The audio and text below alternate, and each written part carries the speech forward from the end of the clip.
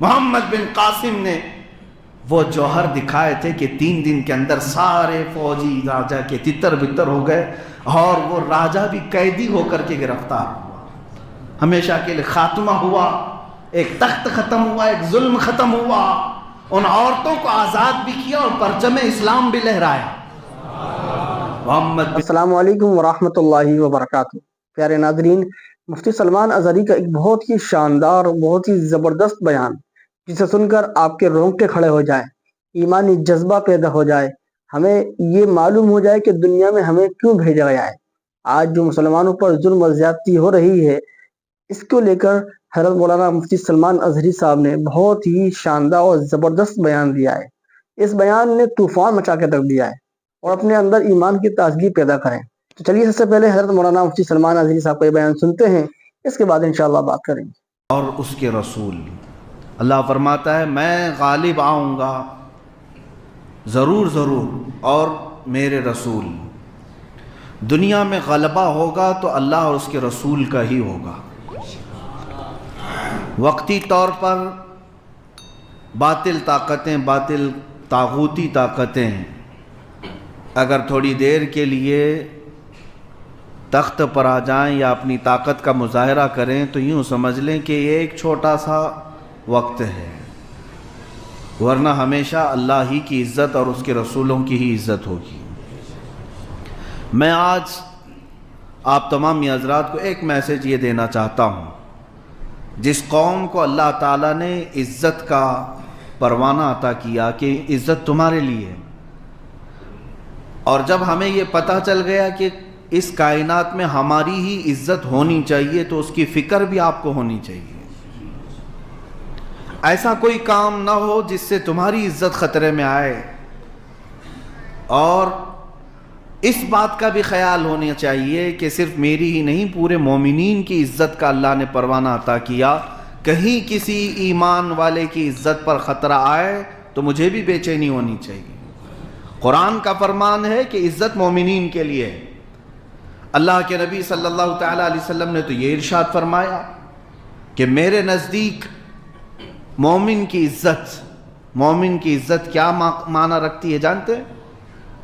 حضور اکرم صلی اللہ علیہ وسلم ارشاد فرماتے ہیں، یہ ذی الحجہ کا مہینہ تھا، ذی الحجہ کے مہینے میں 10ویں ذی الحجہ تاریخ بڑی اہم ہے، بقرعید ہوتی ہے، اور حجاج اکرام کے لیے ایک بہت ہی عظیم دن ہے۔ رسول پاک صلی اللہ تعالیٰ علیہ وسلم ارشاد فرماتے ہیں جیسے آج کے دن کی حرمت ہے، آج کے دن کی عزت ہے، یعنی 10 ذی الحجہ کی، اور اس مہینے کی جیسی عزت ہے اور اس مقام کی جتنی عزت ہے مکہ مکرمہ۔ اور پھر میرے آقا صلی اللہ علیہ وسلم ارشاد فرماتے ہیں اس خانہ کعبہ کی جتنی عزت ہے اس سے بڑھ کر میرے نزدیک ایک مومن کی عزت ہے۔ یہ رسول پاک صلی اللہ تعالیٰ علیہ وسلم کا فرمان علی شان ہے۔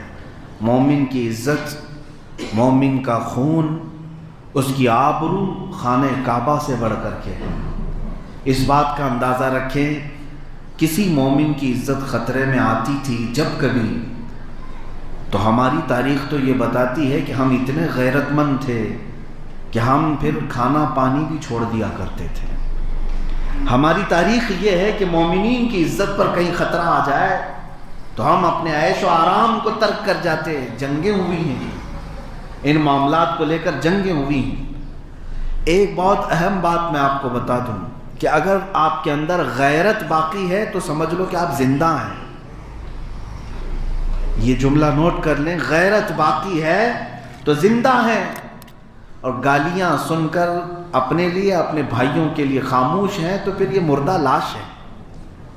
اب تو حالت یہ ہے کہ مومنین کو گالیاں سن سن کر کے تو عادت اتنی ہو گئی کہ اب رسول کو گالیاں سن کر کے بھی کوئی کچھ نہیں کہتا، تو پھر یہ زندگی نہیں ہے۔ زندگی جس کے اندر موجود ہوتی ہے، جس کے رگوں میں خون دوڑ رہا ہے۔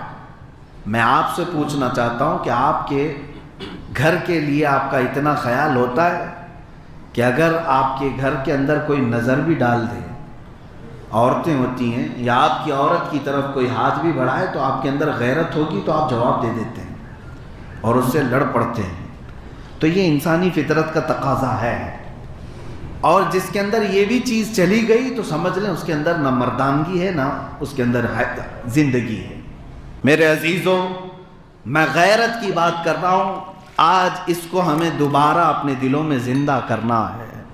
اپنی غیرت کو بیدار کرو، غیرت ایمانی، جو غلط چیز کو برداشت نہ کرے، اسی کو غیرت کہتے ہیں۔ میں آپ سے سوال کرتا ہوں، آپ نے پچھلے 10 سال سے اگر گالیاں سنی ہیں، چلو اپنے لیے سنیں تو معاف کرنے کا حکم ہے کہ آپ معاف بھی کر سکتے ہو، لیکن تم اپنی ماں کے لیے سن رہے ہو، باپ کے لیے سن رہے ہو، تو پھر یہاں پر آپ کی غیرت دیکھی جاتی ہے۔ اور اس سے بڑھ کر کے اگر اللہ اور اس کے رسول کے لیے سن رہے ہو، تب پھر تمہیں معاف کرنے کا بھی حق نہیں ہے، پھر تمہارے اندر اختیار نہیں۔ اب لوگ امن کی بات کرتے ہوئے کہتے ہیں ارے اسلام تو بڑی شانتی کا مذہب ہے، سب کو معاف کرتے ہیں، معاف کرنے کا درس ہے اس میں۔ تو اگر کچھ ایسے خبیث قسم کے لوگ تمہارے نبی کو، دین کو یا اللہ کو گالیاں دے رہے تو معاف کر دو، چھوڑ دو انہیں۔ نادانو، تمہیں پتہ نہیں معاف کرنے کا حق ہمیں نہیں دیا گیا ہے۔ رسول پاک صلی اللہ علیہ وسلم کی ذات پر، اسلام پر اور اللہ کی ذات پر اگر کوئی بھونکے تو ہم کون ہوتے ہیں یہ معاف کرنے والے؟ اگر ہماری غیرت باقی ہے تو ہم اپنی جان بھی قربان کریں گے اور معاف نہیں کریں گے۔ یہی صحابہ کا مشن تھا، یہی صحابہ کا مشن تھا۔ صحابہ کرام رضوان اللہ تعالی علیہ مجمعین جو جنگوں میں گئے تو کیا ان کے اندر رحم کا مادہ نہیں تھا؟ وہ نہیں معاف کر سکتے تھے؟ انہوں نے اگر لڑائیاں کی ہیں تو اپنی ذات کے لیے نہیں کیا، اللہ اور اس کے رسول کے لیے کیا ہے۔ جب کبھی کوئی حضور پاک صلی اللہ علیہ وسلم کے خلاف بولا تو ان کی تلواریں باہر آ گئیں اور انہوں نے مقابلہ بھی کیا۔ آپ کو میں سلطان صلاح الدین ایوبی کی بات بتاؤں، آج تاریخ کی کتابیں اٹھا کر کے پڑھ لینا، انگلش پڑھتے ہو، انگریزی پڑھتے ہو تو انگریز مؤرخین نے جو تاریخ لکھی وہ بھی پڑھ لینا۔ صلاح الدین ایوبی کی تاریخ میں انہوں نے کیا لکھا ہے؟ انگریزوں نے لکھا، میں اپنے لکھے ہوئے لوگوں کی بات نہیں کر، انگریزوں نے لکھا ہے کہ ہم نے پچھلے بادشاہوں میں، پچھلے جرنلوں میں، سپہ سالاروں میں ایسا کوئی سپہ سالار دیکھا ہی نہیں جیسا صلاح الدین تھا۔ یہ عیسائی لوگوں نے لکھا ہے، یورپی لوگوں نے لکھا ہے۔ ان سے پوچھو کیوں، کیا اس کے اندر خوبی تھی؟ وہ کہتے ہیں کہ جو اس کے ساتھ 10 سال تک جنگیں لڑتا رہا، لیکن جب قید میں آیا تو صلاح الدین نے اسے آزاد بھی کیا، چھوڑ دیا۔ بڑے بڑے عیسائیوں کے بادشاہوں کو اس نے چھوڑ دیا، یہاں تک کہ جب بیت المقدس فتح ہوا، اس وقت کی تاریخ میں آپ کو بتاؤں، عیسائیوں نے جب بیت المقدس کو پر قبضہ کیا تھا 96 سال پہلے، صلاح الدین کے آنے سے 96 سال پہلے، پورے فلسطین میں اتنا قتل کیا تھا کہ کہیں سے بھی چلے آدمی تو اس کے پیر خون میں ڈوب جاتے تھے۔ مسلمانوں کا اتنا قتل کیا تھا۔ عیسائی جب غالب آئے تھے بیت المقدس کو فتح کر کے، 96 سال تک انہوں نے اتنا قتل کیا، اتنا ظلم کیا، بلکہ مسجد اقصیٰ کی زمین کو بھی لال کر دیا تھا، بیت المقدس کی زمین بھی لال ہو گئی تھی۔ لیکن صلاح الدین جب آئے 96 سال کے بعد، تاریخ تو نہیں بھولی جاتی نا، ہمارے بچوں کو تم نے قتل کیا تھا، ہمارے بڑوں کو مارا تھا، سب کچھ دیکھا، لیکن صلاح الدین ایوبی جب بیت المقدس پر غالب آئے اور بیت المقدس کو فتح کیا تو اعلان پورے بیت المقدس کی دیواروں سے یہ کیا گیا تھا کہ جو رہنا چاہے وہ خوشی سے رہے اور جو جانا چاہے وہ امن کے ساتھ چلا جائے، کسی کا قتل نہیں کیا جائے گا۔ یہ اعلان سن کر کے عیسائی یوں ہی نہیں گئے، مسجد کے دیواروں پر یا دروازوں پر جو سونے کی چیزیں لگائی گئی تھی وہ بھی کھرچ کھرچ کر کے لے جا رہے تھے۔ سپاہی مسلمانوں کے دیکھ رہے تھے، صلاح الدین نے کہا انہیں لے جانے دو مال، انہیں لے جانے دو مال، جتنا لے جاتے ہیں۔ اسی کی ترجمانی اقبال نے کہا تھا، شہادت ہے مطلوب و مقصود مومن، نہ مال غنیمت نہ کشور کشائی۔ مومن کا مطلب اور مقصد جو ہے وہ مال حاصل کرنا، تخت حاصل کرنا نہیں ہوتا، اللہ کی رضا اور شہادت حاصل کرنا ہوتا ہے۔ ہاں وہ لے جاتے ہیں دنیا والے، مال تو لے جانے دو. اب جو بات میں عرض کرنے جا رہا ہوں وہ یہ ہے، سب کو آزاد کرنے والا صلاح الدین، سب کو معاف کرنے والا صلاح الدین ایک بار اتنے جلال میں تھا کہ آنکھیں لال تھی، تلوار چمک رہی تھی. کس کے لیے؟ برنس نام کا ایک جرنل تھا عیسائیوں کا، اس کو قید کر کے لایا گیا. اس کا جرم کیا تھا؟ صرف 2.5 سال قبل اس برنس نام کے اس عیسائی سپاہی نے مسلمانوں کے ایک قافلے کو گرفتار کیا، ان کا مال لوٹا، انہیں مارا، لیکن ساتھ میں یہ جملہ کہا تھا، کہاں ہے تمہارے محمد؟ بلاؤ ان کو مدد کے لیے. کہاں ہے محمد؟ وہ کیوں نہیں آتا؟ معاذ اللہ رب العالمین. یہ جملہ صلاح الدین تک پہنچا تھا.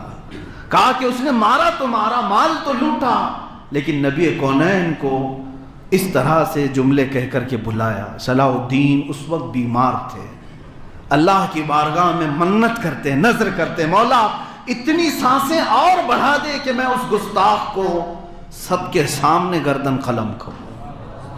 2.5 سال ہو گئے، صحت یاب بھی ہوئے، اور ایک وقت وہ بھی آیا کہ جب برنس بھی قید ہو کر کے آ گیا. عیسائی بکرے کی اماں کب تک خیر منائے گی؟ ایک دن تو بقرعید آئے گی، ایک دن تو بقرعید آئی جاتی ہے. آج صلاح الدین ایوبی کے ہاتھ میں وہ برنس آیا. اس نے خود کہا، صلاح الدین ہمارے بڑے بڑے سپاہیوں کو تو نے آزاد کیا، مجھے کیوں قتل کرنے کے لیے سب کے سامنے کھڑا کیا گیا؟ صلاح الدین ایوبی نے تلوار لہرائی اور کہا، برنس آج سے 2.5 سال پہلے تو نے کہا تھا کچھ غریب مسلمانوں کو کہ بلاؤ کہاں ہے وہ محمد؟ دیکھ اس محمد نے مجھے بھیجا ہے صلی اللہ تعالی علیہ وسلم. اور اس کی گردن قلم کیا اور پھر اعلان کیا، صلاح الدین اپنے ساتھ ہونے والے ہر ظلم کو معاف کر سکتا ہے، نبی کونین کی طرف اٹھنے والی انگلی کو ہمیشہ کے لیے ختم کر سکتا ہے. حضور صلی اللہ علیہ وسلم کے لیے اور اسلام کے لیے جو بات خلاف شرع یا خلاف عادت نکلے گی، پھر اس کا مقابلہ کرنا، اسی کو غیرت کہتے ہیں. یہی غیرت ہے. انہوں نے ہمیں غیرت سکھائی تھی. غیرت ایمانی آج ہمارے اندر آنے کی ضرورت ہے. اے مسلمانوں، جب تمہاری غیرت باقی ہوگی تو دوسری قوموں کے اندر مجال بھی نہیں، دوسری قوموں کے اندر آپ سے چھیڑ چھاڑ کرنے کی مجال نہیں. ایک بات یاد رکھنا، کتے اسی وقت ناچتے ہیں جب وہ شیر کو سوتا ہوا دیکھتے ہیں، اور اگر وہ بیدار ہو تو کسی کی مجال نہیں ہوتی. آج حالت یہی ہے کہ تم سوئے ہوئے ہو، بیدار ہو جاؤ ایمانی حالت کے ساتھ، تو پھر دیکھنا جیسے کہ شاعر نے کہا تھا، بیدار تو ہو لینے دو اس قوم کو، بیدار تو ہو لینے دو اس قوم کو، پھر ہر قوم پکارے گی حسین ہمارے ہیں. انہیں کہنا پڑے گا کہ حسین ہمارے بھی ہیں. کیوں؟ تم اگر بیدار ہو پھر وہ بھی کہیں گے محمد ہمارے بھی ہیں صلی اللہ علیہ وسلم. ایک وقت تھا جب تمہارا غلبہ تھا تو دوسرے بھی یہ کہتے تھے کہ محمد صلی اللہ علیہ وسلم جیسا کوئی انسان ہی نہیں تھا. آج تم سوئے ہوئے ہو اور غیرت بھی جا رہی ہے، جس کی وجہ سے اوچھے حملے حضور پاک صلی اللہ علیہ وسلم کی شان پر، اسلام پر اور قرآن پر کیے جا رہے ہیں. یہ غیرت ہی کا معاملہ ہے. آپ کو میں بتاؤں، غیرت کی ایک چھوٹی سی مثال یہ بھی دے دوں. ہندوستان اور عرب میں کتنا لمبا فاصلہ ہے؟ تقریباً 4000 کلومیٹر سے زیادہ کا فاصلہ ہے. ہند اس وقت سندھ دونوں ایک تھے، اکھنڈ بھارت جس کو کہتے ہیں. سندھ کے علاقے میں ایک راجہ دابر سنگھ تھا. اس کے حکومت میں کچھ گنڈوں نے مسلمان عورتوں کو گرفتار کیا جو حج پہ جا رہی تھی. یہ 90 ہجری کے قریب کا واقعہ ہے. 90 ہجری کی بات کر رہا ہوں، 1442 ہو گئے. اس زمانے میں کچھ عورتوں کو گرفتار کیا، ان کا مال لوٹ لیا. ان خواتین نے صرف اتنا پکارا تھا کہ کوئی عرب تک ہمارا پیغام پہنچا دے، اگر ہمارا کوئی بھائی زندہ ہے تو ہماری عزتوں کو بچا دے. کچھ تجارت کرنے کے لیے جو عرب آئے ہوئے تھے ان کو پتہ چلا کہ ان کے گنڈوں نے گرفتار کیا ہے. وہ جب واپس عرب میں پہنچے تو وہاں کے گورنر کے سامنے واقعہ سنا رہے تھے کہ سندھ میں ایسے کچھ مسلمان عورتوں کو گرفتار کر کے گنڈوں نے ان کی عزت لوٹی ہے، مال بھی لوٹا. حج پہ جا رہی تھی عورتیں. گورنر کے سامنے تاجر لوگ واقعہ سنا رہے تھے. 19 سال کا ایک جوان کھڑا تھا, محمد بن قاسم. غیرت جاگ گئی, کہا کہ کہاں ایسا ہوا ہے؟ کہا سندھ میں. اس 19 سالہ جوان نے کبھی سندھ کا نہ دورہ کیا نہ ہند کو دیکھا تھا, عرب میں بیٹھا ہوا. اور 19 سال کی عمر ہوتی کیا ہے؟ آج ہمارے ہاں تو اس کو لڑکپن کہتے ہیں, بچپن بھی کہتے ہیں بعض, جبکہ 19 سال کی عمر میں محمد بن قاسم نے وہیں سے پکار کر کہا لبیک یا اختی, اے میری بہن میں آ رہا ہوں تیری عزت کی حفاظت کے لیے. 10,000 کا لشکر لے کر محمد بن قاسم سب سے پہلے سندھ کے وادی میں اترنے والا. سب سے پہلے محمد بن قاسم نے اس راجہ سے یہی کہا تھا کہ ان خواتین کو چھوڑ دو, ان عورتوں کی عزت سے کھیلنا چھوڑ دو, انہیں آزاد کر دو. وہ بڑے مقدس سفر پر تھی, ہم امن کے ساتھ آپ سے مطالبہ کر رہے ہیں. لیکن راجہ کو غرور اتنا تھا, گھمنڈ اتنا تھا اپنی طاقت پر, کہا کہ تم جیسے چھوٹے چھوٹے بچوں کے ساتھ راجہ ایسی حرکت کرے گا کہ تمہارا نشان ختم ہو جائے گا. محمد بن قاسم کو للکارتا, اور تم مجھ سے کہتے ہو کہ عورتوں کو چھوڑ دے, ایسا کبھی نہیں ہو سکتا. محمد بن قاسم نے کہا کہ اگر تم چھوڑ نہیں سکتے تو پھر آ جاؤ, ہمارا اور تمہارا مقابلہ ہوگا. اور یہ 3 دن تک کی جنگ تھی. تاریخ میں آج بھی لکھا ہوا ہے, پنڈتوں میں بھی یہ تاریخ لکھی ہے. سب سے پہلی جنگ جو سندھ کے میدان میں ہوئی وہ ایک غیرت کے نام پر ہوئی ہے. محمد بن قاسم نے وہ جوہر دکھائے تھے کہ 3 دن کے اندر سارے فوجی راجہ کے تتر بتر ہو گئے, اور وہ راجہ بھی قیدی ہو کر کے گرفتار ہوا. ہمیشہ کے لیے خاتمہ ہوا, ایک تخت ختم ہوا, ایک ظلم ختم ہوا. ان عورتوں کو آزاد بھی کیا اور پرچم اسلام بھی لہرایا. محمد بن قاسم 19 سال کا جوان ہے جو ایک غیرت کو لے کر کے عرب سے یہاں چلا آیا تھا. اے جوانوں, تمہاری غیرت کہاں ہے؟ آج تمہاری بہنوں کی بھی عزت لوٹی جا رہی ہے. کیا یہ دلی کے واقعے نہیں آپ کو جھنجھوڑتے, جہاں پر ہر آئے دن کوئی نہ کوئی ایک خاتون کو ریپ کرنا, اسے مار ڈالنا, اسے جلا دینا, ختم کرنا؟ اس پر کتنے لوگوں کی آوازیں اٹھتی ہیں. آپ کو پتہ ہے ہماری سیاست میں بھی کتنی نمائندگی ہے. 300 کے قریب تو پورے ہندوستان میں MLA مسلمان بیٹھے ہوئے ہیں. پتہ نہیں ان کی زبانوں پر کس نے تالے لگائے ہیں. میرے عزیزو, اگر اللہ نے تمہیں منصب دیا ہے تو آواز تو اٹھاؤ اپنی بہنوں کے لیے. تم کبھی آواز نہیں اٹھاتے, اپنی بہنوں کے لیے تو پکارو. جن خواتین کو ان درندوں نے نوچ ڈالا, کیا قیامت کے دن تم سے سوال نہیں ہوگا؟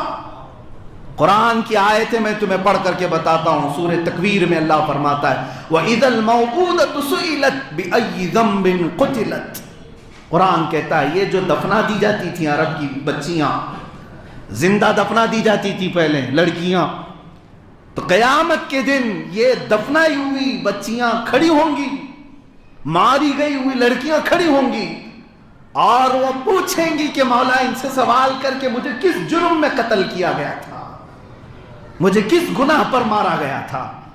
تو موجود سارے لوگوں کو یہ جواب دینا ہوگا, تمہارے آنکھوں کے سامنے مارا گیا ہے, تمہارے سامنے قتل کیا گیا ہے, تم نے آواز تک نہیں اٹھائی. ہم نے اپنے ممبروں سے جو آواز اٹھانی ہے وہ اٹھا لی. اگر ہماری آواز کو یہ ظالم روکتے ہیں تو ہم موت تک حق کی بات کہتے رہیں گے, ہم بولتے رہیں گے, چاہے ہماری آواز کو دبانے کے لیے تم پوری طاقت کا استعمال کر لو. اللہ سے میں ہمیشہ یہی دعا کرتا ہوں کہ مولا اس سے پہلے موت دے دینا جب ہماری غیرت مرنے والی ہے. غیرت جب تک زندہ ہے ہم بولتے رہیں گے, چاہے چھوٹے مجمع میں چاہے بڑے مجمع میں. میں آپ کو بھی بیدار کرنے کے لیے آیا ہوں. اللہ کے نبی صلی اللہ علیہ وسلم کی ایک حدیث ہے, ارشاد فرماتے ہیں کہ تمہارے دلوں میں اللہ تعالیٰ وہن ڈال دے گا قیامت کے قریب. تو صحابہ نے پوچھا کہ وہن کیا چیز ہے؟ حضور صلی اللہ علیہ وسلم نے جب یہ فرمایا تو اس کی تشریح سنو حدیث میں کہ اللہ کافروں کا خوف تمہارے دل پر ڈال دے گا, ان کا رعب ڈال دے گا تمہارے دلوں میں, ڈرتے مرتے رہو گے. اور یہ ڈر ہی تو دیکھ رہے ہیں لوگ, کچھ ٹوپیاں چھپا رہے ہیں, کچھ داڑیاں چھلا رہے ہیں, ڈر کے مارے ہی تو کہ کہیں مجھے آتنکوادی نہ کہہ دیں. ان کے کہنے سے تم سرٹیفائیڈ آتنکواد ہو جاؤ گے؟ ان کے لیے تم جی رہے ہو؟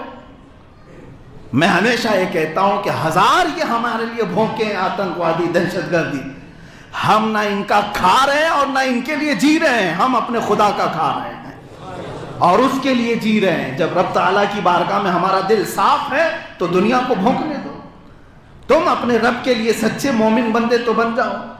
کافروں کا رعب تمہارے دل پر ڈال دیا جائے گا۔ تو حضور سے پوچھا صحابہ نے، ایسا کیوں ہوگا میرے آقا؟ ان کا خوف ہمارے دلوں پر ڈال دیا جائے گا، ایسا کیوں ہوگا؟ رسول کریم صلی اللہ علیہ وسلم ارشاد فرماتے ہیں، جب 2 چیزیں تمہارے دل میں آ جائیں، جب 2 چیزیں تمہارے دل میں آ جائیں تو سمجھ لینا کہ اللہ دشمنوں کا خوف تمہارے دل پہ ڈال رکھے گا، ان کو تمہارے سروں پہ مسلط رکھے گا۔ وہ 2 چیزیں کیا ہیں؟ میرے آقا صلی اللہ علیہ وسلم ارشاد فرماتے ہیں، حب الدنیا و کراہیت الموت۔ جب تم دنیا سے بے پناہ محبت کرنے لگ جاؤ اور موت سے ڈرنے لگ جاؤ، یہ 2 چیزیں تمہارے اندر اگر آئی تو سمجھ لینا کہ تو دیکھا آپ لوگوں نے کہ حضرت مولانا مفتی سلمان اظہری صاحب کا یہ کتنا شاندار بیان رہا ہے۔ یہ بیان تمام لوگوں تک ضرور پہنچائیں تاکہ اس سن کر اپنے اندر ایمانی جذبے کو پیدا کر سکیں، اور مایوس ہونے کی ضرورت نہیں ہے، مایوس ہونے کی ضرورت نہیں ہے، اللہ پہ بھروسہ رکھیں، انشاءاللہ دنیا میں بھی کامیاب ہوں گے اور آخرت میں بھی کامیاب ہوں گے۔ آپ اس کو شیئر کریں۔ ملتے ہیں کسی نئے بیان یا کسی نئے اپڈیٹ کے ساتھ۔ السلام علیکم ورحمۃ اللہ وبرکاتہ۔